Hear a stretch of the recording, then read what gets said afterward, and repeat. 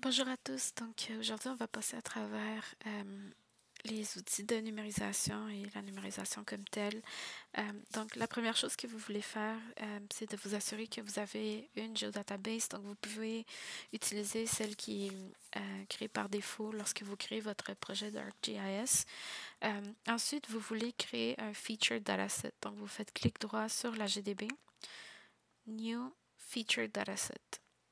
Le but du Featured Dataset est de vous permettre de vous assurer que vos données vectorielles vont être sous le même système de projection, mais ça va aussi vous permettre de créer ou de vous servir des outils de correction topologique en plus de compresser vos données pour faciliter le transfert de vos travaux. Donc, vous pouvez simplement le nommer, puis choisir une projection. Et ensuite, vous cliquez sur Run. Donc, vous allez voir que le Feature Dataset va apparaître. Ensuite, pour créer un Feature Class, qui serait un peu l'équivalent d'un shapefile si vous voulez, c'est la même chose. Vous allez faire clic droit sur le Feature Dataset, New Feature Class. Donc, dans ce panneau, vous allez choisir le nom de la couche, puis ensuite la géométrie que laquelle vous allez vous servir. Puis une fois que vous avez terminé, vous cliquez sur Finish. Donc moi, j'avais déjà créé mes données. J'ai des lignes, des points, des polygones. Vous pouvez valider que vous avez bien choisi la géométrie en regardant l'icône à côté de la couche. Donc pour les lignes, ce sont des lignes, pour des points, et pour des polygones, des polygones. Donc c'est un peu évident. Ensuite, pour commencer à numériser, vous allez sélectionner le panneau Edit, puis vous allez sélectionner l'outil Create. Donc, normalement, une nouvelle fenêtre va apparaître. Puis, pour commencer à numériser, vous devez en fait choisir la couche que vous souhaitez numériser. Donc, par exemple, on veut faire des lignes, on va sélectionner la couche ligne. Puis, on va pouvoir commencer l'édition.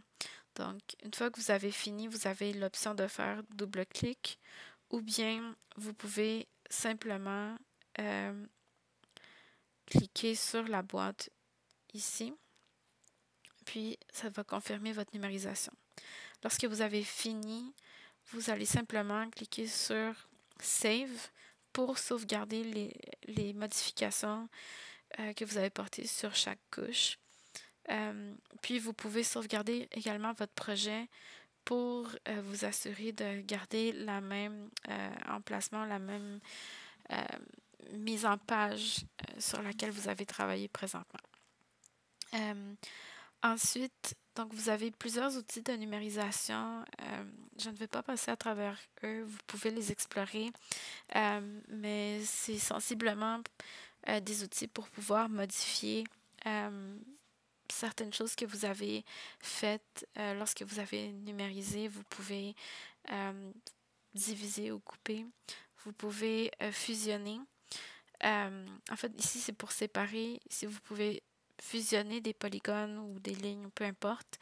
Vous pouvez modifier les vecteurs, donc les petits points que vous voyez ici, vous pouvez les déplacer. Puis, vous avez également des outils pour couper. Donc, vous pourriez, par exemple, décider de couper sous la forme de notre polygone ou vous pourriez décider de peut-être, je ne sais pas, vous avez besoin de faire un trou ici sur ce polygone parce que finalement, il n'y a que ce secteur qui est résidentiel, puis au centre, il y a un parc. Donc, vous pouvez passer à travers les outils de numérisation. Donc, une fois que vous avez fini, vous allez pouvoir également modifier la table attributeur. Donc, nous, dans ce cas-ci, on va choisir la table attributeur des polygones. Donc, pour l'activer, vous allez faire clic droit sur la couche. Vous allez activer Attribute Table. Puis, ici, vous allez trouver donc des colonnes. En fait, on va activer les points. Donc, vous avez des colonnes. C'est ce qui correspond en fait à des données.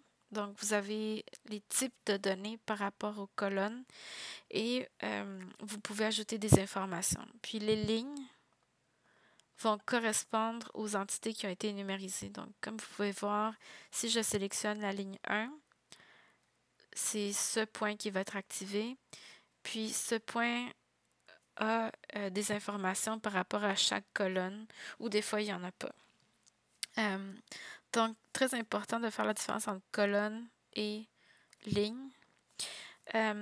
Donc, pour votre TP, vous allez avoir besoin d'ajouter de nouvelles colonnes. Donc, dans ce cas-ci, on va vouloir ajouter le nom des bâtiments, par exemple.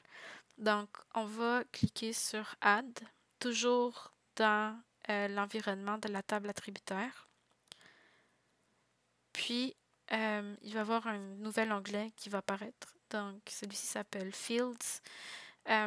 Donc, la première chose qu'il nous demande, c'est de donner un nom. Donc, un nom à la colonne. Donc, moi, je vais l'appeler nom. Ensuite, vous avez la colonne Data Type. Donc, vous devez choisir le type de données que cette colonne va héberger. Une fois que vous sauvegardez, vous ne pouvez plus le modifier. Donc, si jamais il y a une erreur, vous pouvez l'effacer. Donc, on va y revenir. Alors, moi, je vais choisir la valeur texte. Vous pouvez également modifier la longueur du texte, si vous voulez. Ensuite, on pourrait lui attribuer un identifiant. Donc, moi, je vais choisir double. Vous avez les définitions de chaque donnée dans les documents de numérisation PDF sur Moodle, si jamais vous voulez passer à travers. Donc, une fois qu'on a fini, et puis on va faire une colonne erreur.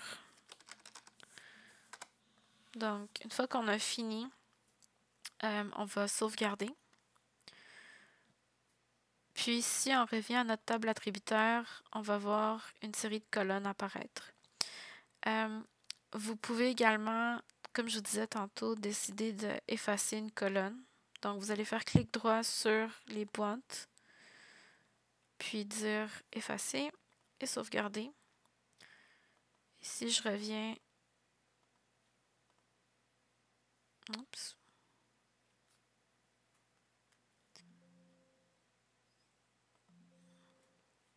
Si je reviens sur la table attributaire, on voit que la colonne erreur a disparu.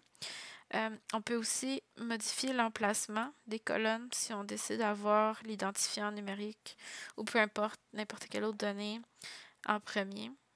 On peut sauvegarder. Vous allez également remarquer que Object ID et Shape, vous ne pouvez pas les modifier.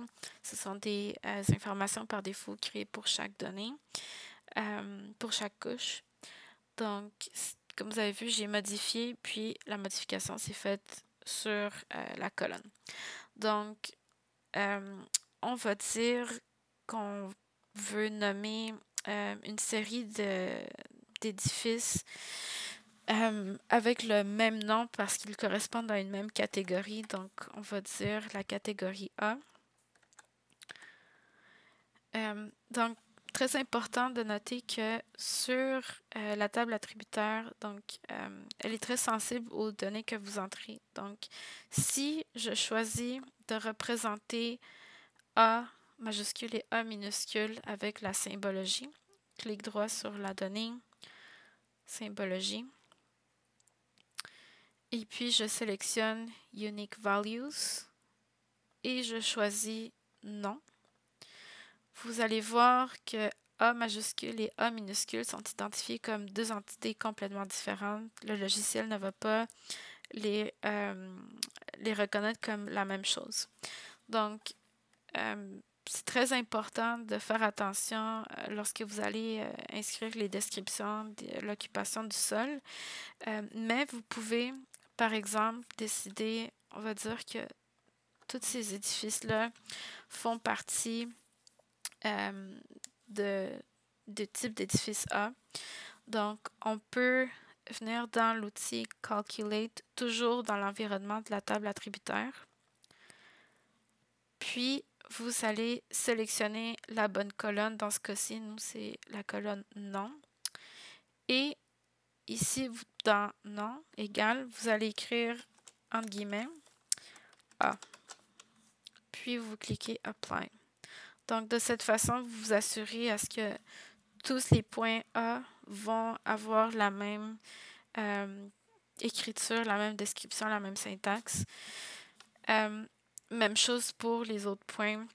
Si jamais il y en a qui sont différents, vous pouvez le faire manuellement, mais si vous avez une série de données, ça peut être plus simple de les sélectionner, de même d'utiliser l'outil Calculate. Si par exemple, vous avez plusieurs données pour pouvoir attribuer la valeur A, vous pourriez simplement activer également l'outil Select by Attributes. Puis, on va sélectionner à partir de Object ID. On a une série d'expressions, mais dans ce cas-ci, par exemple, on va dire la valeur qui est égale à 12. Je voudrais qu'elle se nomme A. Donc, on va cliquer sur Apply. Puis, elle va venir le sélectionner. Donc, on voit la ligne 12 sélectionnée. Et ensuite, on peut aller cliquer sur Calculate. Moi, je voudrais qu'elle s'appelle B. Et on va dire Apply. Donc, vous pouvez activer les deux outils en même temps. Donc, une fois que vous avez fini, vous allez simplement sauvegarder à chaque modification. Puis, donc, si on revient un peu au niveau de la présentation, donc, toujours clic droit sur la couche Symbologie. Vous sélectionnez les valeurs. Donc, dans ce cas-ci, je vais prendre non. Puis, vous pouvez observer que chaque point a été identifié selon sa valeur. Lorsque vous allez faire vos cartes ou même ici, vous pouvez voir qu'il y a All Other Values qui apparaît. Vous pouvez simplement l'effacer en faisant clic droit sur All Other Values, Remove. Sinon, elle va apparaître sur votre carte. Puis finalement, on pourrait décider d'afficher des étiquettes. Donc, pour ce faire, vous allez faire clic droit encore sur Point, Label Properties. Vous pouvez sélectionner, donc, nous, on veut afficher le nom des bâtiments. Donc, vous faites double-clic sur la colonne. On clique sur Apply. Puis, comme vous pouvez voir, ils n'apparaissent pas. Donc, il faut venir l'activer encore. Donc, clic droit, Label. Puis là, vous allez voir apparaître l'étiquette pour chaque entité. Donc, c'est ça. Merci. Bonne journée.